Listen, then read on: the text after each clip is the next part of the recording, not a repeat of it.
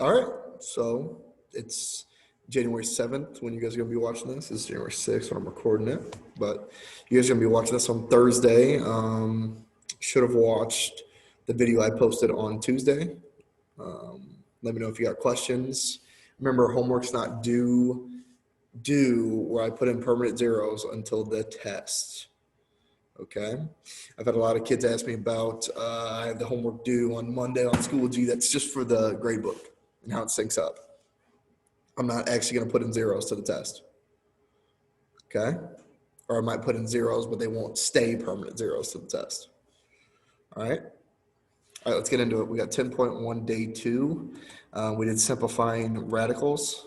Okay. We did simplifying radicals last time I talked to you through this camera. Sorry, I'm on my laptop. I'm not at home. It's all right. We'll make do.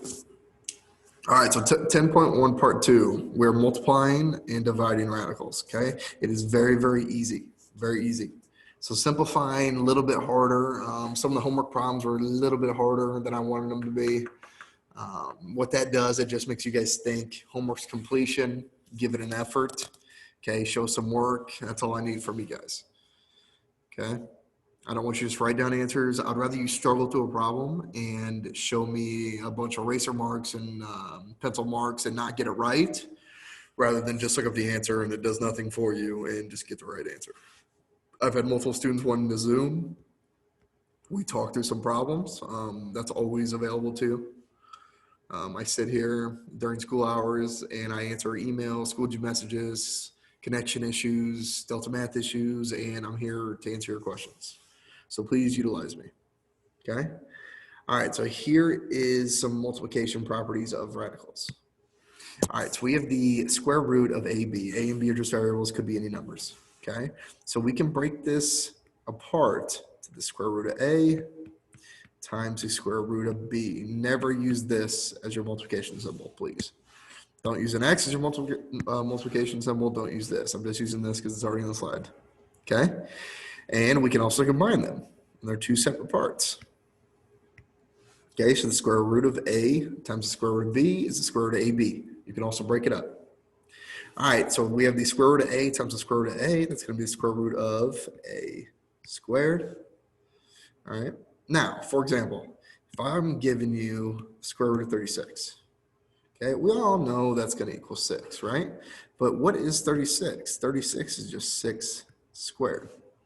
Okay, it's kind of a cool thing that happens here. So if we have something squared underneath a square root, I'm saying that like that on purpose, the root and the squared gets canceled out. So we're just left with 6. Okay, so if the square root of 6 squared is 6, what's the square root of A squared? Well, it's just going to be A. All right, or you can think of it like if you're square rooting the same thing, multiply them together, it just cancels the two radicals. You're just left with A. All right, however you want to think about it, doesn't matter. All right, let's move on. Okay, we got 2 examples here. We only have 2. Ooh, we got more than 2. How many else we got? Yeah, I'll probably do 4. I don't need to do 8 examples. Okay, so we have square root of 11 times the square root of 4. Remember what our properties say? Okay, we can multiply the 11 and the 4 together and put it underneath the square root. There we go. If I wanted to simplify this, you would just do the opposite of what we just did, right? The square root of 4 is 2, so it'd be 2 root 11. Okay, if you wanted to simplify it, but we're not working on that right now. We're just working on multiplying and dividing. Okay, we have the square root of 10 times the square root of 8. We have the square root of 80. Now in your test and quizzes, I will ask you to put it in simplified form. Okay, so is this a simplified form? Absolutely not. Okay, but for now, it's okay. All right, let's keep going. Let's skip those 2 and let's get those some harder ones. Okay, let's do example 2 and example 1. You guys get the gist of it. So what do we do when we have a whole number outside of the radical? Okay, do not, this is illegal, do not try to multiply the whole number into either one of these roots. Don't try to do it. Don't try to take 3 times 2. Don't try to take 3 times 12. leave it on the outside. If it's already on the outside, leave it on the outside. Okay, so what I just said, leave this on the outside. Now we need to figure out what is under the square root. Well, we take our 2 and we take our 12, multiply them together, we get 24. Okay, if I wanted to simplify it, I will, just because we have 3 times, what does this break down to? This breaks down to 6, root 6, and root 4. Okay, what happens to this root 4? It turns into 2. All right, so we take 3 times 2. We're going to be left with a root 6 on the inside. We have 3 times 2.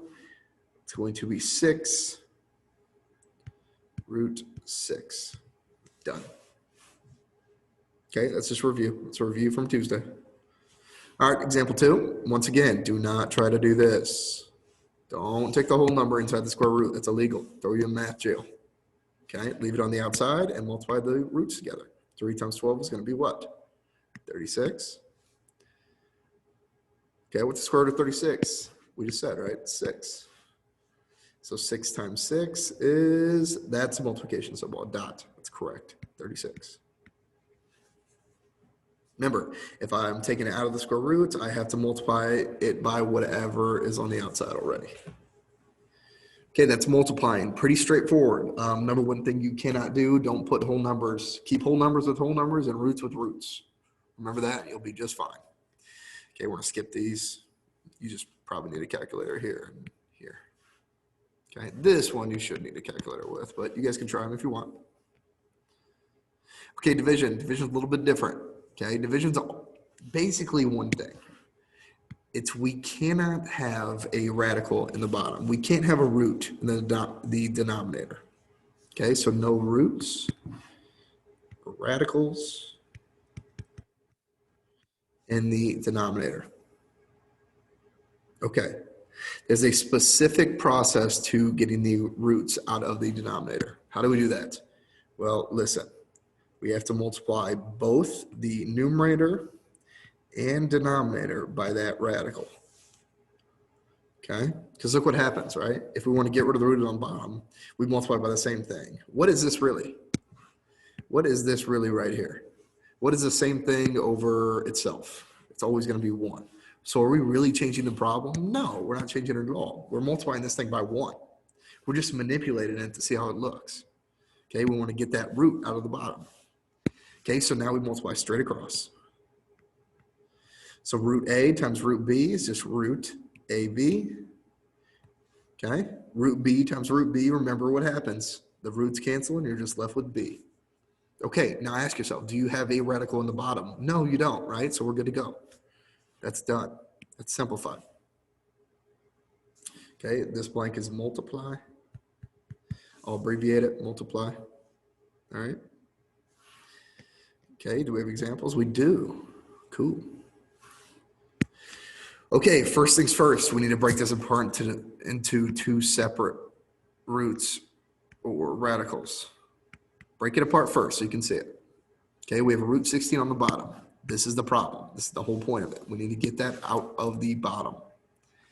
Here's the process. You multiply the numerator and denominator by that radical on the bottom. Okay, you're left with, what's 3 times 16? 3 times 30, or 3 times 10 is 30, plus 24, or plus 18. Yeah, plus 18 is what, 48?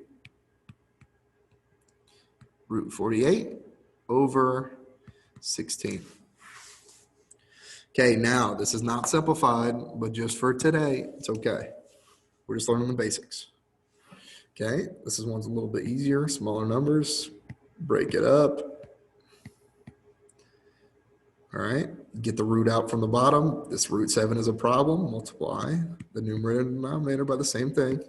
Remember, this is the same thing as multiplying by 1. Not a big deal. You're not changing anything. You're just manipulating it. Okay, what happens here? We have the 2 times 7, which is going to be root 14, over what happens in the denominator here. The root cancels, and you're left with 7. Ooh, that is not a 7. I get crazy with this pen sometimes. Done. Okay? And you cannot simplify that one any further. Looks like I'm getting eaten by the tiger in the background. All right, this one I'm gonna simplify all the way if I can. I just wanna show you guys how to do it. Putting everything together here. Okay, what's the problem? We have a root 3 in the bottom. Okay, what do? Multiply the numerator and denominator by the same thing, the root 3. You get root 60 over root 3, not root 3, right? The roots cancel, just 3. Okay, now, is it okay to stop there? Sure. For today, it's okay to stop there. We're testing quiz, we need to keep going. Can we simplify the root 60? We can. Okay, what is the largest perfect square that goes into 60? Well, let's go through them. Well, 1 obviously goes in, but we're not worried about that. Does 4 go in? Yeah, 4 goes into 60 how many times? What is it, 15? Okay, so this can be broken up to be 3. This is the property we talked about when I first started the video. 4 times root 15. Okay, now we're using those properties to simplify. What's root 4? Root 4 is going to be 2. So it's 2 times root 15 over 3. Done and simplified. Okay, that is the step we need to get to. Either by the end of the week or at the start of next week, we need to get there. Okay, that's simplifying and using operations, multiplying and dividing. All right, that's it. Pretty short and sweet. Easy first couple days. Okay, make sure you watch the video. As far as attendance wise, I've had some attendance issues. As far as people don't understand the attendance policy, what I'm going to be doing, and I don't know, I might be lackadaisical in the first week because we're trying to figure this out. Okay, it's okay. I mean, I expect questions, but what I'm going to be trying to do, I'm trying to get you guys to be more accountable. Okay, so what I'm going to do, if I post a video on, let's say, Monday, okay, you will have Tuesday to work on homework. That's our work day. Those are already built into the curriculum. Okay, you have Tuesday for a work day. Monday and Tuesday's attendance will be based off that Monday video. Did you watch the Monday video? If you did on Monday, you were present for Monday and Tuesday. If you did not watch that Monday video, but remember, so you'll be absent for Monday by 11:50, you'll be absent, but you remember to watch it on Tuesday, then you will be present. And it'll just keep going like that. Okay, attendance is just based on if you watch the videos when I posted them. You'll be absent until you watch the video. All right. And then let's say Wednesday comes around and I post a new video. Well, Monday and Tuesday's attendance is done, right? Now, Wednesday is the video you got to watch. That's the lesson you got to watch for Wednesdays and Thursdays and sometimes Fridays attendance. Okay, I don't think I'm going to be posting a new video on Friday. I might give you a Delta Math assignment or a review quiz or something like that. Pretty easy grades. All right, message me if you got any questions. I can Zoom you whenever, wherever. Doesn't matter to me. Okay, we're a team. Let's get through this, okay? All right, guys, see ya.